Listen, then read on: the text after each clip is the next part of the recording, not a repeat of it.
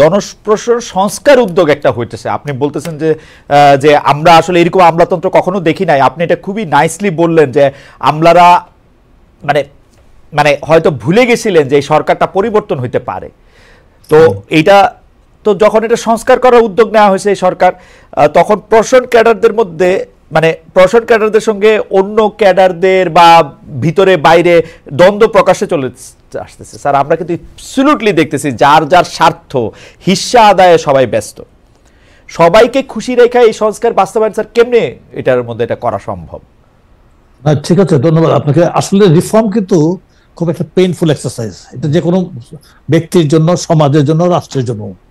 এখানে জনপ্রশাসন সংস্কার কমিশন কাজ করছেন এবং এখানে অত্যন্ত মেধাবী এবং যোগ্য লোকরা আছেন।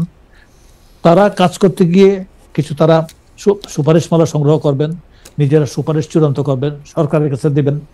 যেমন ডক্টর তোফায়েল আহমেদের কমিশনের যে একইভাবে হবে। সরকার এগুলি বিভিন্ন স্টেক হোল্ডারদের সাথে আবার কনসালটেশনে যাবেন, প্রধান উপদেষ্টা নিজে সেই কমিটির দায়িত্ব নেবেন বলে বলা হয়েছে।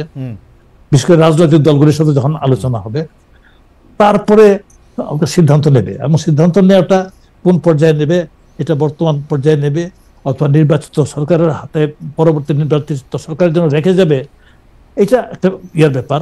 এটা এখন পর্যন্ত চূড়ান্ত হয়নি ব্যাপারটা। এটা নিয়ে আলোচনা চলছে।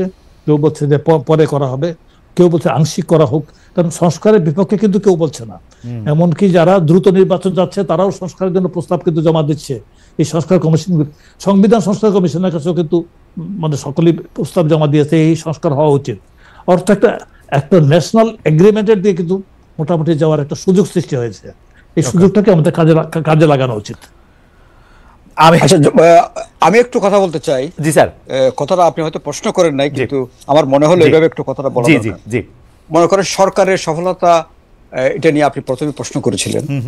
তো সেই হিসাবে এটা ব্যাকগ্রাউন্ডটা জনাব মজুমদার বলেছেন, কোন পরিস্থিতিতে সরকার আসছে এবং দেশটা কোন অবস্থায় ছিল এবং কি অবস্থায় এখন আছে। সেটার মধ্যে একটা জিনিস হয়তো আমাদের ভুলে গেলে চলবে না, যখন বড় ধরনের ক্রাইসিস দেশে আসে তখন বোধহয় এটা আল্লাহর তরফ থেকে কিছু রহমত নাজিল হয়। এরকম করে একসময় বিচারপতি শাহাবুদ্দিন সাহেব দায়িত্ব নিয়ে দেশটাকে রক্ষা করেছিলেন একভাবে, এবং উনি কোনোদিন চিন্তা করেন না যে উনি এই রাষ্ট্রের দায়িত্ব নেবেন, কিন্তু এসে গেছেন ঘটনাক্রমে, এবং এসে উনি ওনার প্রেজেন্সটা দিল এক ধরনের একটা আশীর্বাদ। ঠিক একই রকমভাবে এই যে এরকম একটা সরকার পতন হতে পারে, এইরকম মানুষ যে পিপিলিকার মতো সারা ঢাকা শহরে তিল ধরনের জায়গা নাই, এরকম মানুষ আসতে পারে, এটা কিন্তু কেউ কল্পনা করে নাই। যেন এটা আকাশ থেকে যেন ফেরেশতা নেমে আসছে, একটা পরিবর্তন হয়ে গেছে। পরিবর্তনের পরে দেশটা কিভাবে চলবে এটাও কিন্তু একটা বিরাট ধরনের কোশ্চেন ছিল। যদি এই সময় প্রফেসর ইউনূসের মতো লোক এসে হাল না ধরতো তাহলে এই সরকার কিভাবে টিকতো আমি জানি না। এখন প্রশ্ন হচ্ছে সরকার তো হয়েছে মাঝখানে গ্যাপ দিয়ে, এই সরকারের কতগুলো রুটিন কাজ আছে, সরকার রুটিন কাজ করবেন, আবার বিশেষ পরিস্থিতির কারণে কতগুলো স্পেশাল কাজ আছে, এগুলো অন্য কোনো সরকারের করতে হয় নাই, যেটা এই সরকারকে করতে হবে বা করতে হচ্ছে। এটা হচ্ছে এই যে একটা 16 বছরের পরিস্থিতি, তারপরে যে একটা এত বড় অভ্যুত্থানের যে প্রত্যাশা, এটাকে ধারণ করতে গেলে, এটাকে পূরণ করতে গেলেই কিন্তু বিশেষ ধরনের কতগুলো কাজ এই সরকারকে করতে হবে। সেই কাজটা আমি 3 ভাবে দেখি। একটা হচ্ছে প্রথম বিচার, কারণ অপরাধ করেছে যারা, অপরাধ অনুযায়ী বিচারের সম্মুখীন মানুষকে করতে হবে, এখানে কোনো ক্ষমার অবকাশ নাই। এটা যদি আপনি করেন তাহলে আবার রিপিট হবে। এই বিচারটা কার হবে? একটা পলিটিশিয়ান যারা উপরে ছিলেন তাদের হবে, বিউরোক্রেসি যারা মাঝখানে থেকে কাজ করেছেন তাদের হবে, নিচের দিকে থেকে যারা করেছেন তাদের হবে, এবং ইলেকশন কমিশনের বিচার হওয়া দরকার আছে। একদম যদি ধরেন উপর থেকে এই রিটার্নিং অফিসার তাদেরও বিচার হওয়ার দরকার আছে। বিচারটা কি করবেন, কিভাবে করবেন সেটা ডিসাইড করুন, কিন্তু বিচার একটা প্রধান কাজ এই সরকারের। দ্বিতীয় কাজটা হচ্ছে সংস্কার, কারণ এই যে শুধুমাত্র একটা ইলেকশনের জন্য কিন্তু এই পরিবর্তন হয় নাই। একটা ইলেকশন অবশ্যই একটা অপরিহার্য জিনিস, শুধু ইলেকশনের জন্য কিন্তু এই পরিবর্তনটা হয় নাই। আমরা কিন্তু ভুলে যাচ্ছি এটা।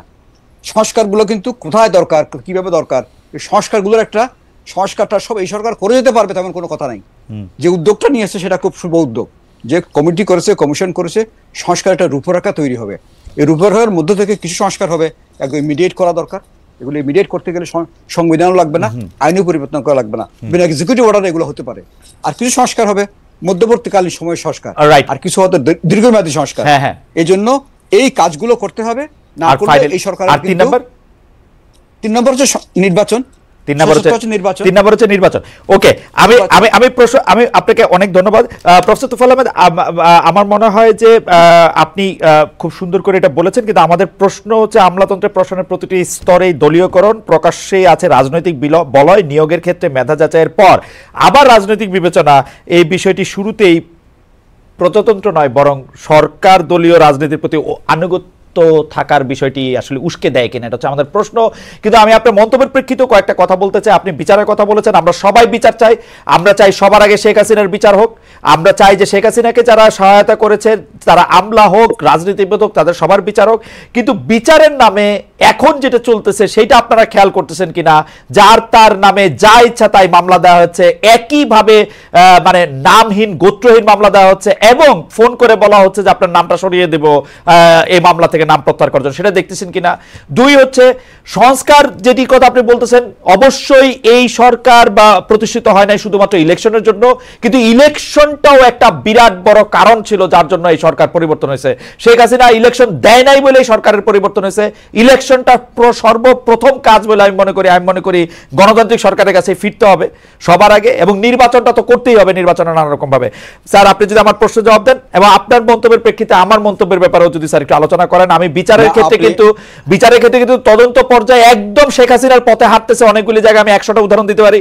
সংস্কারের ক্ষেত্রে আমি বলতে পারি যে সংস্কারটা গণতান্ত্রিকভাবে করা উচিত, আর নির্বাচনের ক্ষেত্রে আমি বলতে পারি যে যা যা কিছু নির্বাচনের মেজার নেওয়া উচিত সেগুলি নেওয়া উচিত। না, আপনার সাথে মোটা দাগে কোনো দ্বিমত নাই, কিন্তু বিচারের ক্ষেত্রে যেটা হচ্ছে সেটার সাথে আমি একমত। যাকে যে ধারায় যেখানে মামলা দেওয়া দরকার, সবাইকে যদি আপনি খুনের মামলা দেন, এটাতে প্রমাণ করা ডিফিকাল্ট হবে। যেমন কিছু পদলেহী সাংবাদিক, তাদের নামে আপনি মামলা দিয়েছেন, এটা খুনের মামলা। তার খুনে কোথায় আপনি জড়িত করবেন? তার যেখানে যে অপকর্মটা করেছে সেই অপকর্মের জন্য তার মামলা দেন। তাকে খুনের মামলা কেন দেবেন আপনি? তাহলে তো এটা তো হচ্ছে তাকে আসলে একটা ইমিউনিটি দেওয়ার জন্য আপনার এটা করা হয়েছে বলে আমার মনে হয়। যাকে যে কাজে, যেমন ধরেন কিছু পলিটিশিয়ানস আছেন, তারা সরাসরি খুন করেন নাই, হয়তো হুকুম দিয়েছেন, সহায়তা করেছেন, কিন্তু উনি অনেক ফাইন্যান্সিয়াল দুর্নীতি করেছেন, কারাপশন করেছেন, টাকা পাচার করেছেন। তাকে সেইখানে আপনি ভালো করে তারটা প্রমাণ করুন, ওটাই যথেষ্ট তার জন্য। তারা খুনের মামলা দিয়ে তারা কিছু করাচ্ছে, তার যে ফাইন্যান্সিয়াল ইরেগুলারিটি এবং যে কারাপশন, ওখানে তাকে ভালো করে জব্দ করেন আপনি। সেই জন্য বলছি যে যেখানে যাকে মামলা যেভাবে দেওয়ার জিনিসটা, সেই জিনিসগুলো সেভাবে যাচ্ছে না বলে আমার ধারণা। এক্ষেত্রে আপনার সাথে আমি একমত। দ্বিতীয় হচ্ছে সংস্কারের প্রশ্নটা আপনি এত হালকা করে দেখলে হবে না। কারণ হচ্ছে সংস্কারটা হচ্ছে, আমি তো বলছি না যে সরকার সব সংস্কার করার পরে নির্বাচন দিবেন। সংস্কারের একটা উদ্যোগ নেওয়া হয়েছে, সবাই একমত হয়েছেন, রাজনৈতিক দলরা একমত হয়েছেন, সবাই একমত হয়েছেন, কমিশনগুলো হয়েছে। 6টা কমিশন তো এই মাসের মাঝামাঝির মধ্যে রিপোর্ট দিয়ে দিবেন। তাহলে সেগুলো তো নিয়ে তা লাভ করতে হবে, করে কতটুকু করা সম্ভব। আর নির্বাচনেরও তো একটা মোটামুটি একটা সময়সীমা দিয়ে দেওয়া হয়েছে। তারা কি আরো আগে চান নির্বাচন? পরিষ্কার করে বলুন যে আগামী 6 মাসে আমাকে নির্বাচন দিতে হবে। এখন যেটা প্রধান উপদেষ্টা মহোদয় যে তারিখ, সেই সময়সীমা দিয়েছেন, সেই সময়সীমার সাথে একমত না হলে বলুন যে আপনার সময়সীমাটা আরো সংক্ষিপ্ত করুন, আমাদেরকে দিন। না, এই সময়সীমা একদমই যৌক্তিক, এবং আমি মনে করি যে ঠিক আছে। তাহলে নির্বাচনী সংশয়টা কেন থাকবে? আমি তো সংশয়টা ছিল হচ্ছে যে প্রফেসর ইউনূস তো একটা সময়সীমা দিয়েছেন, সেটা তো বেশি দিন হয়েছে দেন নাই, সেটা অল্প কিছুদিন হয়েছে দিয়েছেন। প্রথম দিকে তো মনে হচ্ছিল 4 বছর থাকবেন, 5 বছর থাকবেন, সব সংস্কার করে যাবেন। সেই ক্ষেত্রে এটা ঝামেলা তৈরি হয়েছিল। আমার কাছে এই কথা একবারও মনে হয়নি, কারণ ওনার সাথে 2-4 বার কথা বলার আমার সুযোগ হয়েছিল। কথা বলে যতটুকু বুঝেছি, উনি কালকে দিয়ে চলে যেতে পারলেই বোধ বাঁচে, কিন্তু জাতি বাঁচবে কিনা। উনি যদি কালকে দিয়ে চলে যায়, জাতি বাঁচবে? এই কথা তো চিন্তা করতে হবে আমাদেরকে। এই লোকটাকে ধরে এনে বসিয়েছেন বলেই তো আজকে বিদেশে অন্য জায়গায় আপনি মুখ রক্ষা করতে পারছেন। এটাকে মোকাবিলা করতে পারতো না। আমি আপনার সাথে এগুলো ভাবতে হবে, কিন্তু আমি আপনার সাথে একমত যে প্রফেসর ইউনূসের বক্তব্য এবং অনেক সময় অনেক উপদেষ্টাদের বক্তব্য, অনেক সময় এই সরকারের যারা সমর্থক যে নাগরিকরা আছেন তাদের বক্তব্য আসলে অনেক সময় মনে হয় অন্যরকম। স্যার, আপনারা মনে হয় কিনা জানি না। না, আমি বলছি যে সময় না, এটা হচ্ছে বিভিন্ন বক্তব্য দিচ্ছেন, যারা দিচ্ছেন তাদেরকেও বলছি, আপনারা আল্লাহর ওয়াস্তে এই লোকটাকে বেইজ্জতি করবেন না। কারণ উনি যদি হঠাৎ করে বলেন আমি থাকবো না, ভাই আমার যথেষ্ট হয়ে গেছে, এনাফ ইজ এনাফ, আপনারা ম্যানেজ করতে পারবেন না। এই রাষ্ট্র ম্যানেজ করতে পারবেন না।